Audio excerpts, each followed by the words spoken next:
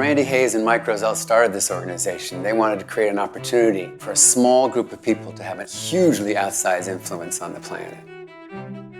There's been a purity of intent and a disciplined focus from day one in this organization. Sometime around 1987, I picked up this Rainforest Action Network newsletter and subscribed, became a member, and for years I basically would do all of the action alerts that it encouraged me to do. This was a pivotal moment in the history of the environmental movement in the United States because we had blatant opposition to efforts to protect the environment. And the Rainforest Action Network was one of the organizations that came out of the school that we need to put our foot down. The footprint of this organization now, 30 years later, is 100 times what it was. I often cite RAND as an example of a small organization that squeezes a lot of impact out of a small budget. I think it fundamentally comes down to one thing, and that's clarity of strategy. Rainforest Action Network identifies the biggest corporate culprits that are destroying the planet. They mobilize public will to change the practices of those companies. We know that we can follow the money, that we can have an impact halfway around the world because we understand our responsibility as consumers. And we can use that consumer leverage to move companies in the right direction. So at RAND, we do our homework. Our research is impeccable, and companies know that. They also know that we know how to run effective and strategic campaigns, and we'll stick with them for the long haul until we see real systematic change. One of the most impressive things about RAND is their ability to be both on the inside and on the outside. RAND figures out a way to both do effective protest on the outside, but also to be able to sit down at the table with the people who have to make the decisions on the inside. Rainforest Action Network has taken on some of the biggest corporations in the world, including Ford, Bank of America, Chevron, Cargill, Home Depot, Citibank, Bunge, PepsiCo, ADM. If I was running a timber company or a coal company, the last thing I would want to know about is the Rainforest Action Network was coming after me. There is a way in which this organization can move people and move the issue and move the reputation of a multinational so quickly that it must keep people up at night. We were able to acquire the intercom code for Home Depot stores and have people in dozens of stores. Home Depot doesn't want to be seen as a destroyer of old-growth forests or violating the rights of indigenous peoples. And so we knew that we had them. We knew that we could build a public campaign designed to eliminate the gap between what a company says it's doing and what it is actually doing on the ground. We contacted Home Depot's 10 largest competitors. Home Depot's largest competitor, Lowe's, immediately called us up and said, let's have a meeting. The WTO was meeting in Seattle, in a town where we had a lot of friends and a lot of allies. It's hard to understate the importance of the World Trade Organization and the plans that the WTO had for the world's forests. Those plans continue. Free trade negotiations are underway right now that would have a devastating impact on the world's forests and ecosystems. RAND has brought some of the biggest banks in the world to the negotiation table. That ad had aired once or maybe twice that first morning that we had bought space when we got a call from Citigroup. And they said, Uncle, pull the ad, we'll sit down and we'll start drafting policy with you. So about 8 years ago, RAND decided to launch one of its most ambitious campaigns looking at the whole entire palm oil sector. So they decided to target the 3 largest traders and producers in the world, ADM, Bunge, and Cargill. We launched a campaign on Cargill, the largest privately held company in the world. Our ask was that they completely eliminate rainforest destruction from all of the agribusiness products they produce anywhere in the world. Now, a lot of folks thought that we were crazy, I was on the floor of the UN when I heard the new CEO of Cargill say, we are adopting a zero deforestation commitment, not just for palm oil that's grown in countries like Indonesia and Malaysia, but for any place in the world where our products are contributing to forest destruction. That's huge, and that's a result of our pressure over many, many years.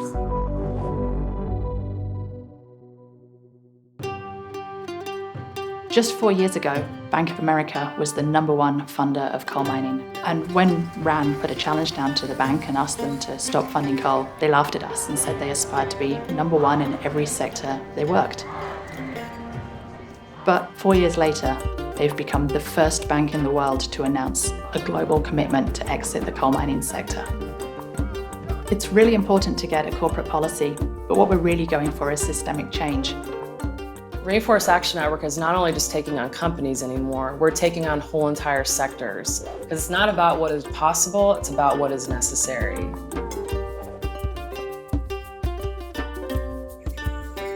We were looking at what was contributing to rainforest destruction in Indonesia, and we found out that many of the trees that were being cut were getting pulped and put into children's books. So we put 10 of the largest children's book publishers on notice, and we got 8 of them to move. But one of our laggards was Disney. Disney is the largest children's book and magazine publisher in the world.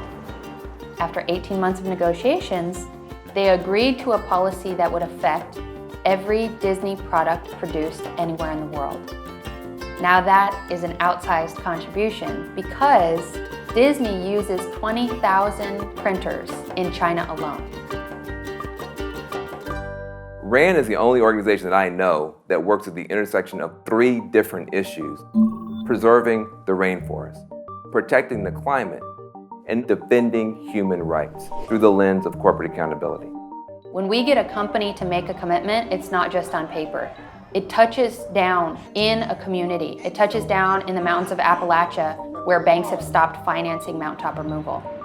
It touches down in the rainforests of Indonesia, where indigenous peoples cannot be ejected off of their lands. RAN uses people power to challenge business as usual. RAN believes that the best defenders of local ecosystems are the actual communities that live there. So we partner with those local communities to hear exactly from them what they think needs to be done to defend their lands. When RAN works in partnership with frontline communities, we work with them because they really are the best stewards of their lands. And we're able to support them through our small grants program so that they can continue to fend off corporations and protect their lands. Because of Rainforest Action Network's help, we've been able to stop oil and gas drilling on the Copper River Delta. We were able to stop a deep water port from being built in the name of oil spill response right outside of Cordova called Shepherd Point. Rainforest Action Network understood from the very beginning the intrinsic values between the people and the land, that they could not be separated. At the community level, the benefits have included helping communities to secure their land on which they depend for all of their livelihood activities, promoting greater accountability to corporations. Because what we see in Africa, especially in Liberia, is most of these corporate interests are taking our resources and leaving very little behind. We work for the protection of the leuser ecosystem, the largest conservation area in the Southeast Asia, around 2.6 million hectares. Our collaboration with the Rainforest Action Network is very important for us. When we got PA grant, we confident continue our critical work for the restoration program. From that money, we lobbying government. We have to continue restoration program. Rainforest Action Network, over a short 30-year history, is changing the way in which NGOs engage with business, fight for indigenous rights, and change the way in which we think about the environment. You know, what makes RAN's work not just effective but transformative is that it's designed from the start to add up to more than just the sum of its parts. Smart, strategic corporate campaigns that we've come to associate with RAN are designed from the very beginning to leverage each milestone and each victory into sector-wide change that together works to re-embed our economic system in a thriving, healthy, beautiful ecosystem. And that's what we're doing.